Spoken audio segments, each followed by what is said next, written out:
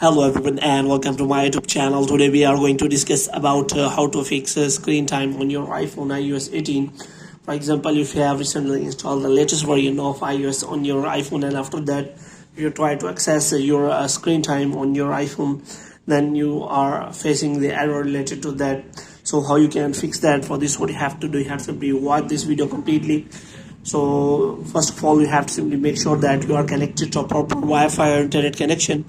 And after that, what you have to do next is you have to simply go to settings, and here you have to simply go back, and here you have to simply click on general again, and you have to scroll it down until you find the option of transfer or reset iPhone. And here you have to simply click on reset, and you have to simply click on reset network settings. And after that, you have to simply check whether your problem has been solved or not. If the problem is still there, then you can also go for the reset all settings.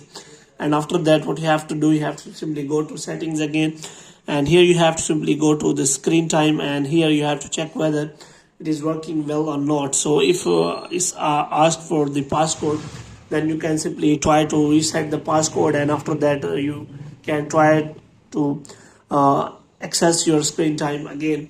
So here you can simply click on turn off web and app activity. So here you can simply click on that. Moreover, if doesn't ask for the passcode, which means you have to simply go to settings again, and you have to access the screen time again.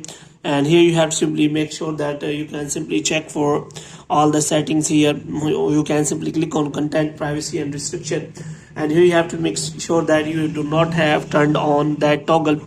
If you have turned on, then you have to simply turn it off again so that your screen time can work properly. If the problem is still there, then you can simply took the screenshot of the problem and send it to the Apple Store so that they can solve your problem. Moreover, you can also discuss it in the Apple discussion so that Apple user can guide you in a better way that how they solve the problem when they got the problem related to the screen time. So hope you have liked this video. If you get more videos like these, you can subscribe our channel.